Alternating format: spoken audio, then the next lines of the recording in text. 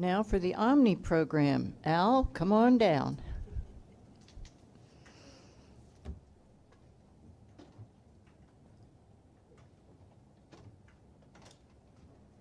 Good afternoon, Madam Chair, Commissioner Albert. Do you know what time it is? Look at your watch. It's OMNY time. So what does OMNY stand for? OMNY stands for One Metro New York. If it was OMNY time, I could go to any station and tap in, right? So now you're going to give me a hard time. Well, I'm going to fix that for you. We're going to skip right to the conclusion. In less than 12 months, you'll be able to do that. What took 3.5 years for MetroCard to do, we're going to do in 11 months. So it'll be real quick, real fast. We're done. So we're going to do an update, a recap, a 6-month look ahead. We'll look at some risks and naturally some solutions. This is the same chart or slide that we've looked at since the award of the contract in November of 2017. Now, what's good about that is we haven't changed any of the dates. So we're still on schedule, and the program is rolling out in its 5 individual phases. So I'm not going to go through this in detail, but I will offer any board members that haven't seen the entire presentation, anytime they'd like to reach out to me, I'd be more than willing to give them a complete project overview. So this is about a customer experience. What we do, the primary role of OMNY is to support a superior, unified customer experiences. New features are deployed to promote system usage. This is like a heart transplant. When we went from tokens to MetroCard, that was a major renovation. And like I said, this is like a heart transplant. So we're going to be doing things that our customers have never seen before. They're going to see new technology that they're not used to using. So how we go about that is critical. And the way in which we do that is we introduce open payments first, which is you bring your own credit card, debit card, or a mobile device. Right now, 80% of all our transactions are done via mobile device linked to a payment source. The digital experience, the virtual over the physical card. We don't want to be in the MetroCard business any longer. We want you to have that fair media in your possession. Self-service using our websites, our website, omny.info, and I encourage anyone that has not seen that site to go to it. It's an education source. It's extremely well developed. I'm very pleased with the way it worked out, and I've gotten good reviews on it so far. The self-service aspect of our retail network. And naturally, we will have sales and stations and on board for our railroads. Now, our railroads come on a little later in the project, so you won't hear me speak a lot about them today because this covers what we've done to date and the next 6 months. But the railroads will be getting their fare collection system put in place in February of 2021. And it will use the eTix app, a virtual ticket, so they will be interoperable with New York City Transit, Long Island Railroad, and Metro North. So a new customer experience, I talked about that a little before. It needs to be intuitive. It needs to be easy. I just got a new Apple Watch. My wife gave it to me. I couldn't afford it. The beauty part of this Apple Watch, I didn't have to read anything. I mean, it's so intuitive. It works so well. It's a real indicator of what we need to look at. If you have to explain something and it's complicated and it takes a long time to get to it, you're not going to be successful. So it's simple, secure. Communications, communications, communications. There's no such thing as over-communications when you deal with technology. It goes not just for our customers, but our employees. If our employees, our first-line employees, our supervisors, our station agents, if they don't understand the basics, we failed. They need to answer questions. They need to know what's coming, when it's going to get here, and why. So where are we headed? Well, first off, we're on schedule. We've completed all the buses in Staten Island. I think that was a good thing to do. Staten Island's been overlooked over the years. They don't have a high MetroCard machine penetration. So that was, I think, a very strategic move.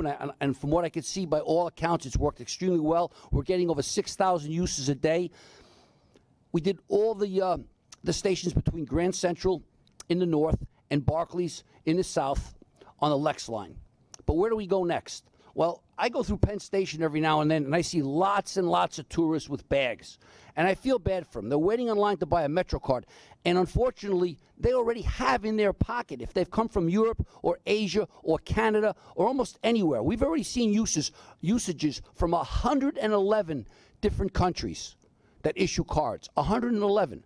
112 if you include the United States. There's only 170 cards that issue, countries that issue cards. So you can see the availability for someone arriving here to have in their possession a media that immediately works in our system would be a wonderful thing. So Penn Station's got to get lit up next. So in December we do Penn Station. Whitehall Street, South Ferry, connections to Staten Island. 86th Street in Bay Ridge, express routes from Staten Island.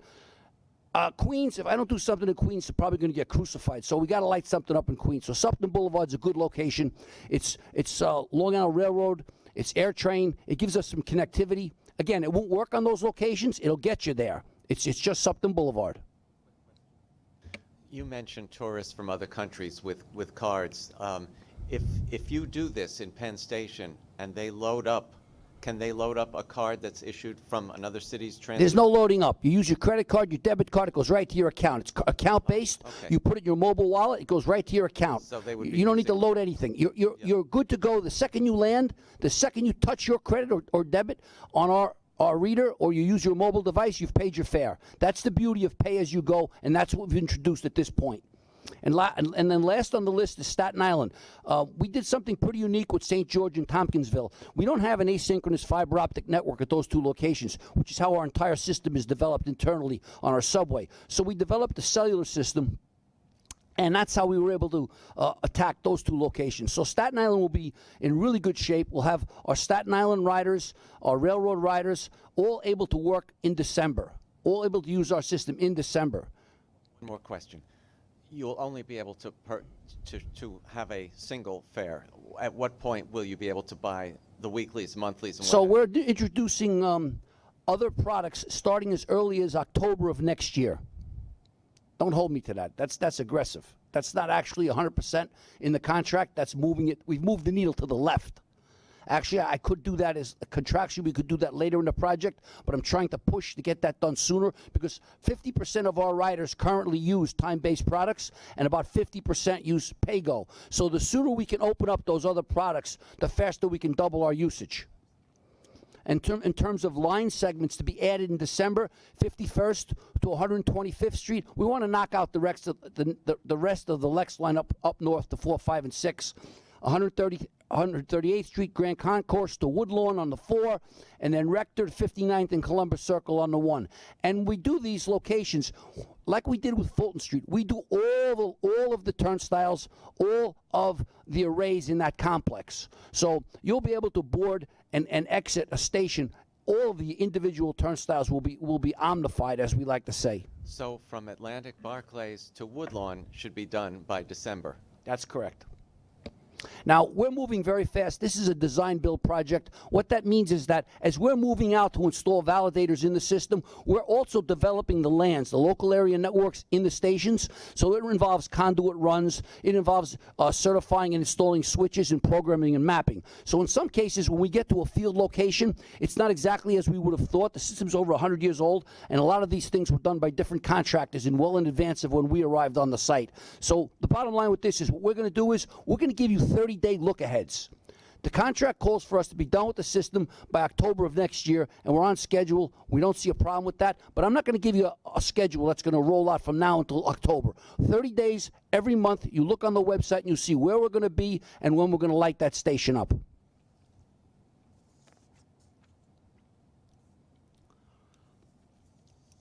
So where are we with buses? So I mentioned Staten Island's done. Well, we resume expansion in the first quarter of 2020 with our Manhattan bus routes, and we're going to focus on SPS. We're going to start an SPS pilot for all-door boarding early next year. The bottom line with that is we need to test the onboard sales validation device, which is how we will validate sales and validate customers and their payment history on a proof of payment system on the SPS routes, as well as measure boarding times and compare them against our current system, with SBS, which is off-board payment. So that'll start next year. In addition, we'll roll out all the SBS routes then following that. In order to implement all-door boarding systemically, we need to deal with how we're going to handle MetroCard proof of payment and coin proof of payment. So that's a different element. Because I've heard people come in today and speak and talk about, well, why can't we introduce all-door boarding on RBS, regular bus service, right now? And there are other implications associated with that. Some are policy-driven. Some are driven in terms of driving coin down in our system, so where it's no longer a problem in terms of eliminating it, similar to what we did with our express buses this past fare increase. So there are more elements to all-door boarding than just putting an Omni reader on a validator on a bus door. So we continue with Manhattan, and then we go to the Bronx, Queens, and finally in Brooklyn. And we did double the number of validators the system is going to use. The original contract called for around 6,000 validators for front doors only. We modified that contract under Andy's Fast Forward plan and doubled that volume. So instead of 6,000 validators, we're now going to install 12. The contractor had up until October of 2020 to do 6,000. So now we've asked them to do 12. And we've asked them to do that in the same time frame. Truth be told, if he needs an extra 2 months, that's what he'll get, because that's what we've negotiated. Up to 2 additional months to complete the installation of the bus validators. We haven't moved the date on the subway. The subway is still October of 2020. So if this happens, what you'll hear from me the next time I report on buses will be, we're almost done, we're finishing off Brooklyn, and we might need 2 additional months. This is my favorite slide. On schedule, on budget. I don't have to say any more. So it took us 10 weeks to do 1 million taps. It took us 7 weeks to do 2 million taps. It took us 6 weeks to do 3 million taps. I don't know how many times we can continually shrink the amount of time because we haven't expanded the system. So what's happened is more and more customers are converting to the Omni way of paying their fare, yet we haven't done anything more with real estate. Well, you're going to see these numbers are going to fly off the table when we start lighting up stations like Penn Station. That's going to make a huge difference. We've already gotten 460,000 different unique payment credentials. Now, what's a payment credential? So you could actually use, one person could do 3 different credentials, which means you use 3 different types of products. You used one card from one bank, one card from another bank, and perhaps a card linked to your mobile wallet. So it doesn't mean it's 3 people, but it's a credential, which means, though, that it's a greater acceptance, and that's what we're driving. And again, digital wallets, why are we having so many digital wallet transactions? Typically, in this element, a digital wallet transaction would represent around 20% of your payments. But typically would relate to a country like Europe or a continent like Europe or a place like Asia, where contactless cards have been in circulation for many, many years. Here they're not.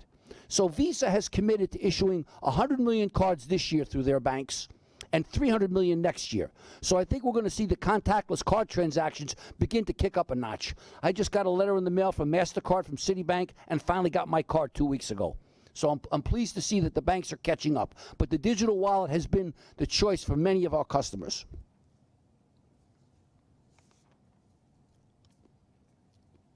So we talked a little bit about the website. We're updating it constantly. We want to continually improve it, add more functionalities. We focus on increased employee awareness, engagement, training, and support. As I mentioned earlier, if our employees don't understand our system and how it operates, we failed. Every Omni element has now entered a design phase. This is a design-build contract, so that's a major milestone, which means we're designing things for this system that won't be implemented until 2022. And that, for instance, could be the CVM, the Consolidated Vending Machine. We're in PDR now, Preliminary Design Review. That machine won't get deployed for another year or 2 years, but we need to design it.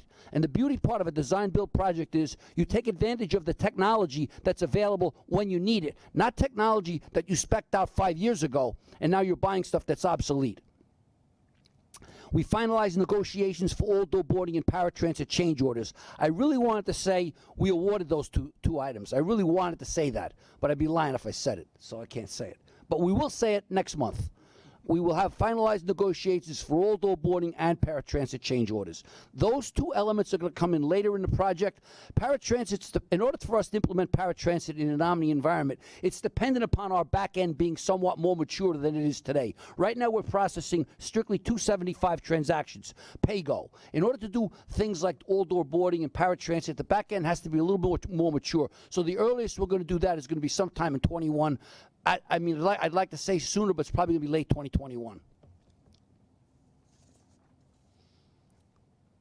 So the 6-month look ahead. I already told you we're rolling out more stations, more buses. We continue the infrastructure. We work on the SBS pilot. We introduce Omni self-service features, account management, trip planning, service alerts, and transit tracker. Now, what are all those things? Those are all the things you're going to be able to do via the web or the app, either one. And they're both going to be very intuitive, hopefully very convenient. And I think our customers, given that 8 out of 10 of them, I surveyed them when I ride the train every day, 8 out of 10 of them are on their phone. So I'm thinking this is going to be a natural hit. People will love this. You'll be able to use the same method to plan your trip, to pay for your trip. So what are the risks? Well, anytime you develop brand new software, I don't care who does it. I don't care if it's Apple. I mean, there's a whole fleet of jets on the ground right now because they got a software problem. So you know the risks associated with software. And when we introduce new functionalities like time-based cards, 7-day, 30-day, that's like a brand new system again because these are things that are processed that are not being processed today on our back end that will need to be processed in the future. When we roll in the railroads are a distance-based system. That's a whole different fare structure. Every time you make these changes, there's a risk associated with it. The mobile app has risks. The virtual card has risks. What are those risks? Well, what about third-party dependencies? We're going to take feeds from other data sources for trip planning. We're going to need to develop a virtual ticket in concert with a mobile wallet. Again, a third-party risk. And we're going to integrate with non-MTA agencies. We've got the affiliates. Obviously, the PATH is our biggest affiliate, and we're working with the PATH right now in order to get them on board and make them the first affiliate that gets adopted into the Omni system. So these are risks, and there's customer communications and messaging. When we do different things within our system, it can change the way a customer sees their account. Something like that can be it seems like it's not a big deal to us as we do it, but when I get my account in the mail and I see bundled transactions and not individual transactions, I'm wondering what's going on. Now, if you explain that in advance, it's not a problem. But if all of a sudden I get a bill in the mail and the bill doesn't look right, that's 47,000 phone calls now that needn't have happened. So a uniform customer experience, and go to the next slide, and I'll tell you how we solve all these problems. It's simple. It's not hard. The solution is continual testing and monitoring. And when you think you're done, you do it again. And when you think you're done, you do it one more time. And then you do ad hoc testing. Ad hoc testing does not involve the script. It involves doing things backwards, forwards, out of order, in no order, trying to trick the system into seeing something it's never seen before and look at the result. That's right. And then over-communicate to your customers. There's no such thing as over-communication. Everything we do has to be 100% transparent, and it has to be done over and over and over, repetitive, because you have to reach everyone. So those are some of the solutions that we have used to date that have made this system work. But in order to continue this process, I have to say there's only one reason this works, and that's because of Wayne Leiden, his staff that works for us in Omni. Wayne is a teammate of ours. He's my right-hand man. And I've got some Cubic folks in the back, and I can't tell you how hard they work. We have a partnership with Cubic. They're just not a contractor. Similar systems like this have failed in other cities. And the reason they failed is they didn't have the teamwork necessary, the agility necessary, the workarounds necessary to make things happen and maintain that schedule. So I want to give all the credit to the people that do this work. I get the pleasure of sitting here and telling you we're on budget and on schedule, but I should not. I should not get the credit. Any questions? I'll be happy to answer. Thank you for your presentation. Andrew. Yeah. So I understand the need for the back office work and when the multiple rides will be available. When will something like senior or disabled fares be available for So Omni? the senior and the disabled work at the exact same schedule as the other things that go into our back end. They can be instituted when the maturity of the back end is ready for them. Now, the student cards, the senior cards, everything we do today in the MetroCard environment, Omni will replace, either in kind or better. And until such time as Omni is fully deployed, MetroCard will be used for those functionalities. So I want to make certain it's clear. No senior citizen is losing a reduced fare. No customer is losing a reduced fare. And all of our students will continue to use MetroCard and Omni in the future. And I assume, since everybody seems in favor of all-door boarding and it does speed the bus journey, you are talking to Craig and his people about installing readers for Omni in the rear. So as part of that award that I said I wished I had done, we're wiring up all the buses as we speak now, and that's why there may be a 2-month extension to the completion of the project, because I only want to hit the buses once. So we're taking the time now to do 2- and 3-door buses, so when the time comes to install validators, it'll be plug and play. There'll be a blanking plate, and you're going to see them on the buses on the 2nd and 3rd doors, and if we wanted to install a validator, it would be a much faster process than having to send that bus back to a depot and do all that wiring. But in order for all-door boarding to work, you pretty much have to have MetroCard replaced and eliminate coin, or issue a manual receipt for every single person that pays, and that's going to slow the process down. So all-door boarding is more an issue of timing and maturity of the Omni system versus technology. I could put the validators on those buses sooner, but you would have no way to prove payment. That's why we can institute it on SBS, because receipts are available off-board. So SBS, we're going to roll that out quicker, and you're going to see all-door boarding and on-board payment on SBS faster. And the onboard checkers, like the Eagle Team, Eagle or whatever Teams will have handheld readers. OVD, onboard validation device. That's what we're going to be testing next March. We're developing that device. It's made by a company called Infinite Peripherals, and we're going to be instituting those tests as part of our SBS pilot to get a proof of payment system in place. So when we roll out all-door boarding, we'll be good to go.